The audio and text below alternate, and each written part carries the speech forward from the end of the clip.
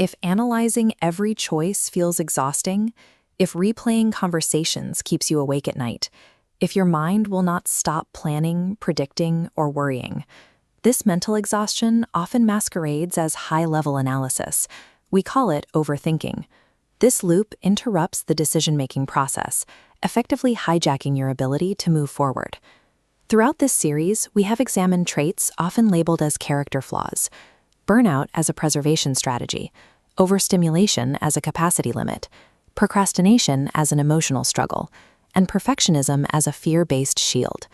Overthinking remains one of the most socially rewarded habits because it shares the same vocabulary as strategic planning. It creates the sensation of being smart, yet it functions as repetitive rumination. It is driven by the internal pressure of anxiety rather than the actual complexity of the problem. When we treat this anxiety as a form of intelligence, clarity becomes harder to achieve. Consider sign 1, the uncontrollable compulsion to replay conversations that are already over. You might find yourself questioning the intent behind a comment or wondering if a different answer would have changed the outcome. The brain traces backward along a timeline to find control, but the past is fixed. The effort has nowhere to go. The loop turns red, creating somatic stress, locking the nervous system in threat mode without resolution. Sign 2 appears when every decision, no matter the scale, begins to feel heavy. This paralysis stems from an attempt to manage the inherent uncertainty of making a choice, rather than a lack of factual data. When you try to force clarity through excessive analysis, you generate more mental noise, making even the most reasonable options feel impossible. Whether the mind is stuck in the past or frozen at a present decision point, the core issue is an inability to navigate uncertainty. Sign 3 is the way overthinking mimics diligent preparation and risk mitigation. Intelligence uses available information to move directly toward a resolution, as seen in this linear progression toward action. Overthinking, represented by this spiral, circles the problem. It attempts to completely eliminate uncertainty before acting, a goal that is mathematically impossible. Because that perfect certainty never arrives, the loop continues, which keeps the underlying anxiety active. Sign 4 involves the mind's immediate leap to the worst-case scenario when a situation is unclear. This is anticipatory anxiety. It functions on the belief that if you can predict the worst outcome, you can shield yourself from it. The brain is simply scanning the future for threats, using the same protective intent it applies to the past. Preparing for problems that may never happen is a way the nervous system tries to build a shield in the wrong temporal direction. Sign 5 is the amplification of mental noise at night, often when there is nothing left to fix.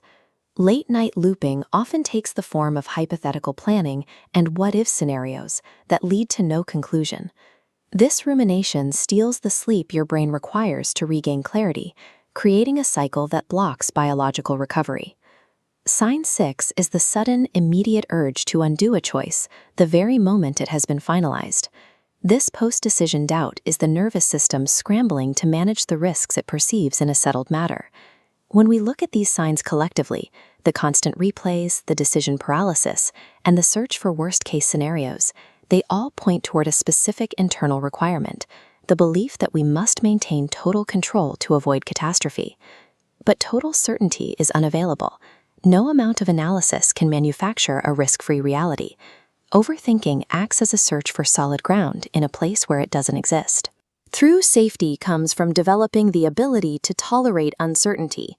Interrupting this loop before it drains your energy is more effective than trying to force the mind to stop thinking entirely. Step 1. Label the pattern out loud. Explicitly naming the behavior by saying, "I am ruminating," creates psychological distance. Step 2. Externalize the thought.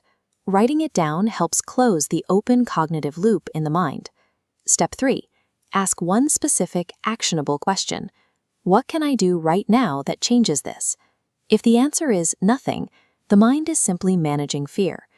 If an action is available, taking even a small step reduces the perceived threat fueling the loop. Step 4. Observe the thought objectively. Notice the arrival of the worst-case scenario without following its instructions.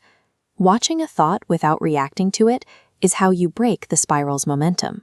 This series has examined many traits through the lens of the nervous system, from burnout and overstimulation to avoidance and people-pleasing. We can now see overthinking as a mechanism for generating certainty through the lens of anxiety. If your mind has always been overactive, remember that it is simply trying to protect you.